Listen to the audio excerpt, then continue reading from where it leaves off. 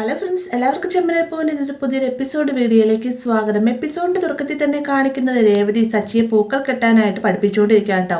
ആ ഒരു സമയത്താണ് ശ്രീകാന്തും വർഷയും അങ്ങോട്ടേക്ക് വരുന്നത്. വന്നുടനെ തന്നെ ശ്രീകാന്ത് ചോദിക്കുകയാണ്, സച്ചിയുടെ ഓട്ടയൊക്കെ നിർത്തിയിട്ട് ഇപ്പോൾ പൂക്കൾ കെട്ടി ഏട്ടത്തിയുടെ കച്ചവടത്തിന് പോകാൻ ഒരുങ്ങിയാണോ എന്നൊക്കെ ചോദിക്കുന്ന സമയത്ത് എല്ലാ ജോലിയും നമ്മൾ പഠിച്ചിരിക്കണ്ടേ ശ്രീകാന്ത്, നാളത്തേക്ക് എന്തായാലും നല്ല ബൾക്കായിട്ട് കുറച്ച് ഓർഡർ കിട്ടിയിട്ടുണ്ട്, വിഷു അല്ലേ, അതൊന്ന് കൊടുത്തു തീർക്കണമെന്ന് പറഞ്ഞുകൊണ്ടിരിക്കുന്ന സമയത്ത് രവി അങ്ങോട്ടേക്ക് വരുന്നുണ്ട്. രവി വന്നിട്ട് അച്ഛമ്മ വരുന്ന കാര്യങ്ങളെക്കുറിച്ചും അവൻ്റെ അച്ഛമ്മ എവിടെ എത്തിയെന്നൊക്കെ ഫോണിൽ വിളിച്ച് ചോദിക്കുന്നുണ്ട്.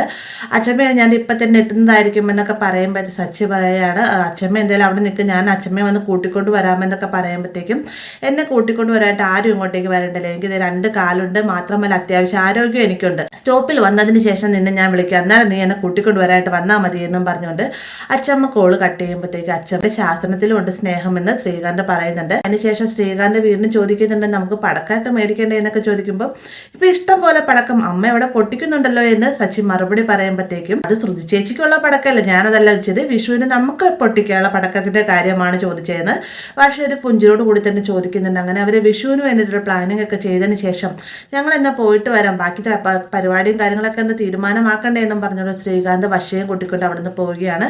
ഇതേ സമയം തന്നെ എന്തായാലും അമ്മ ഇങ്ങോട്ട് വരട്ടെ, ഈ വർഷത്തെ വിഷു എന്തായാലും ആഘോഷമാക്കി കളയണമെന്ന് പറഞ്ഞിട്ട് രവി ചന്ദ്രയെ അന്വേഷിച്ച് പോവാണ്. ആ ഒരു സമയത്ത് രേവതി പറയുന്നുണ്ട്, വിഷു വരുന്നുണ്ട്, നമ്മൾ നമ്മുടേതായ രീതിക്ക് ചെറുതാണെങ്കിലും ഒരു നമ്മുടെ കയ്യിൽ ഒതുങ്ങുന്ന രീതിക്ക് ചെറിയൊരു കോടിയാണെങ്കിൽ നമുക്ക് വീട്ടുകാർക്ക് മേടിച്ചു കൊടുക്കേണ്ട സച്ചിയേട്ടാന്ന് ചോദിക്കുമ്പോഴത്തേക്കും തീർച്ചയായിട്ടും വേണം, അതിന് വേണ്ടിയിട്ടുള്ള ഒരുക്കങ്ങളെല്ലാം തന്നെ നമുക്ക് ഇന്ന് തന്നെ ചെയ്യാമെന്ന് സച്ചി രേവതിയോട് മറുപടി പറയുന്നുണ്ട്. അതിനുശേഷം കാണിക്കുന്നത് ശ്രുതി അടുക്കളയിൽ നിന്നുകൊണ്ട് തനിക്ക് കുടിക്കാനുള്ള ജ്യൂസ് ഉണ്ടായിക്കൊണ്ടിരിക്കുന്ന സമയത്താണ് ചന്ദ്ര അങ്ങോട്ടേക്ക് വരുന്നത്. ചന്ദ്ര വന്നിട്ട് പറയുന്നുണ്ട്, എല്ലാവരും കഴിക്കുന്ന ഭക്ഷണം തന്നെ നീ കഴിച്ചാൽ മതി, നിനക്ക് ABCD ജ്യൂസിൻ്റെ കാര്യമൊന്നുമില്ല എന്നൊക്കെ പറഞ്ഞുകൊണ്ടിരിക്കുന്ന സമയത്താണ് ചന്ദ്ര അന്വേഷിച്ച് രവി അങ്ങോട്ടേക്ക് വരുന്നത് കേട്ടോ. രവി വന്നതിന് ശേഷം ചന്ദ്ര നീ എന്തെയും ഇങ്ങനെയൊക്കെ സംസാരിക്കുന്നതെന്നൊക്കെ ചോദിക്കുമ്പോഴത്തേക്ക് രവിയേട്ടനോട് പറഞ്ഞില്ല ഇതേക്കുറിച്ച് എന്നോട് ചോദിക്കരുതെന്ന്, ഇവക്കുള്ള മറുപടി ഞാൻ തന്നെ പറഞ്ഞോളൂ, രവിയേട്ടൻ എന്തിനാ ഇങ്ങോട്ടേക്ക് വന്നതെന്ന് ചോദിക്കുന്ന സമയത്ത് നിന്നെ എങ്ങും കാണാത്തതുകൊണ്ട് നിന്നെ അന്വേഷിച്ച് ഞാൻ ഇങ്ങോട്ടേക്ക് വന്നായിരുന്നു, നീ ഇങ്ങ് വന്നേ എന്നും പറഞ്ഞുകൊണ്ട് ചന്ദ്രയെ മാറ്റി നിർത്തിയതിന് ശേഷം പറയുന്നുണ്ട്, അമ്മ ഇന്ന് ഇങ്ങോട്ടേക്ക് വരുന്നുണ്ട്, അമ്മയുടെ മുന്നിൽ വെച്ച് നീ ശ്രുതിയോട് ഇങ്ങനെയൊക്കെ പെരുമാറിക്കഴിഞ്ഞാൽ അമ്മ എല്ലാ സത്യങ്ങളും അറിയാം, അമ്മയോട് നമ്മളിത് വരെ ഒന്നും തന്നെ പറഞ്ഞിട്ടില്ല എന്നൊക്കെ രവി പറയുന്നത് മാറി ഇന്ന് ശ്രുതി കേൾക്കാണ്ട്. അപ്പോൾ ഇത് കേൾക്കുമ്പോൾ തന്നെ ശ്രുതിക്ക് ചെറിയൊരു സമാധാനമാവുന്നുണ്ട്, കാരണം 2 ദിവസത്തേക്കാണെങ്കിലും തനിക്ക് റെസ്റ്റ് കിട്ടുമല്ലോ. പെട്ടെന്ന് തന്നെ ചന്ദ്ര ശ്രുതിയെ രൂക്ഷമായിട്ട് നോക്കുന്നുണ്ട്. അതിന് ശേഷം രവി പറയുന്നത്, നിനക്ക് ഓർമ്മയുണ്ടല്ലോ അമ്മ ഇന്ന് വരുന്ന സമയം മുതൽ നീ മര്യാദയ്ക്ക് എന്നെ ശ്രുതിയോടായിട്ട് സംസാരിച്ചോളണമെന്ന് പറഞ്ഞിട്ട് രവി അവിടെ നിന്ന് പോകുന്നുണ്ട്. ചന്ദ്ര നേരെ ശ്രുതിയുടെ അടുത്ത് വന്നിട്ട് ചോദിക്കുകയാണ്, നിനക്കിപ്പോൾ സന്തോഷമായില്ല, പക്ഷെ നിന്റെ സന്തോഷം 2 നാളത്തേക്കുള്ള അമ്മ വിഷു ആഘോഷിച്ച ശേഷം തിരിച്ചു പോയുമ്പോൾ വീണ്ടും നീ അടുക്കളയിലാകുന്നതായിരിക്കുമെന്ന് പറഞ്ഞ് തിരിച്ചു പോകാനിരുന്ന സമയത്താണ് ശ്രുതി ഉണ്ടാക്കി വെച്ചിരിക്കുന്ന ജ്യൂസ് കാണുന്നത് കേട്ടോ. പെട്ടെന്ന് തന്നെ ചന്ദ്ര അത് എടുത്ത് കുടിച്ചതിന് ശേഷം അവൾക്കൂടെ ഒരു ABCD ജ്യൂസ്, ഇനി മേലെ ഈ ഒരു സാധനം വീട്ടിലുണ്ടാക്കി പോവതെന്ന് പറഞ്ഞ് ദേഷ്യത്തോട് തന്നെ അവിടെ നിന്ന് പോവുകയാണ്. ശ്രുതിയാണെങ്കിൽ ആകെ സങ്കടത്തിലും ദേഷ്യത്തിലും അങ്ങനെ നിൽക്കാം കേട്ടോ. പിന്നീട് കാണിക്കുന്ന അച്ചമ്മയെ കൂട്ടിക്കൊണ്ട് രേവതി സച്ചിയും കൂടെ വീട്ടിലേക്ക് വരുന്ന സമയത്ത് അച്ചമ്മ ചോദിക്കുന്നുണ്ട്, കാറിൻ്റെ കണ്ണാടയിൽ നിന്നുകൊണ്ട് നീ രേവതി തന്നെ നോക്കുന്നുണ്ടായിരുന്നല്ലോ, നീ വീട്ടിൽ തന്നെ ഉള്ളത് എന്ന് സച്ചിനെ കളിയാക്കുന്ന രീതിക്ക് ചോദിക്കുന്ന സമയത്ത് കള്ളിയെല്ലാം കണ്ടുപിടിച്ചിരിക്കുകയുള്ള അച്ചാച്ച മരിക്കുന്നതിന് മുന്നേ തന്നെ എല്ലാ കള്ളത്തരങ്ങളും പഠിപ്പിച്ചു വെച്ചിട്ടല്ലേ പോയേക്കുന്നതെന്നൊക്കെ പറഞ്ഞുകൊണ്ട് അച്ചമ്മയുടെ മറുപടിയും പറയുന്നത്. അങ്ങനെ ഇവരെല്ലാവരും അകത്തേക്ക് കയറി ചെല്ലുന്ന സമയത്ത് ചന്ദ്ര വളരെയധികം സ്നേഹത്തോടു കൂടി തന്നെയാണ് കേട്ടോ അച്ചമ്മയോട് സംസാരിക്കുക. അച്ചമ്മ ക്ഷീണിച്ച് പോയി, അച്ചമ്മയ്ക്കുള്ള വെള്ളം ഞാൻ കൊണ്ടുതരാമെന്നൊക്കെ പറഞ്ഞുകൊണ്ട് സംസാരിക്കുന്ന സമയത്താണ് രവി ഇവർക്ക് ഇതെന്താ പറ്റിയതെന്ന് ചോദിക്കുമ്പം അറിയില്ല അമ്മ, എന്തൊക്കെയോ മാറ്റങ്ങൾ ചന്ദ്രയ്ക്ക് സംഭവിച്ചിട്ടുണ്ടെന്ന് പറഞ്ഞുകൊണ്ടിരിക്കുന്ന സമയത്താണ് ശ്രുതി അങ്ങോട്ടേക്ക് ഓടി വന്നിട്ട് അച്ചമ്മയെ കെട്ടിപ്പിടിക്കുന്നത്.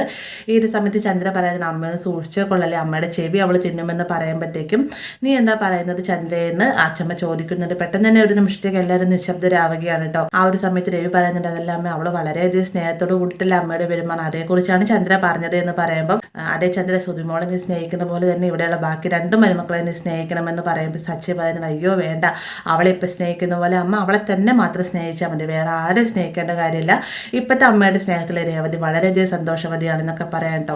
ആ ഒരു സമയത്താണ് ശ്രുതി അങ്ങോട്ടേക്ക് വരുന്നത്. ശ്രുതി വളരെയധികം സങ്കടത്തോടുകൂടി തന്നെ മുകളിലേക്ക് കയറി പോകാനിറങ്ങുന്ന സമയത്ത് രവി ചോദിക്കുന്നത്, ശ്രുതി നീ അമ്മയെ കണ്ടില്ലേ എന്ന് ചോദിക്കുമ്പോൾ അച്ചമ്മ വന്നിട്ടുണ്ട്, അച്ചമ്മ എപ്പോഴാണ് വന്നതെന്നൊക്കെ ഭയങ്കര സങ്കടത്തോട് സംസാരിക്കുമ്പോൾ അച്ചമ്മ ചോദിക്കുന്നു, നിനക്കെന്താ ശ്രുതി ആകെ ഒരു വിഷമം, മാത്രമല്ല ശ്രുതിമോളും അതുപോലെയല്ല, നിങ്ങൾ 2 പേർക്കും തമ്മിൽ എന്തെങ്കിലും വഴക്കുണ്ടോ എന്നൊക്കെ ചോദിക്കുന്ന സമയത്ത് ശ്രുതി കാര്യം പറയാൻ ഒരുങ്ങുമ്പോൾ തന്നെ രവി പറയുന്നുണ്ട് ഒന്നുമില്ല അമ്മ, അവൻ എന്തെങ്കിലും ബിസിനസ്സിൻ്റെ എന്തെങ്കിലും ടെൻഷൻ കൊണ്ടായിരിക്കും, അമ്മ ഉദ്ദേശിക്കുന്ന പോലെ തന്നെ യാതൊരു പ്രശ്നവും ഉണ്ടായിട്ടില്ല എന്നൊക്കെ പറയുകയാണ്.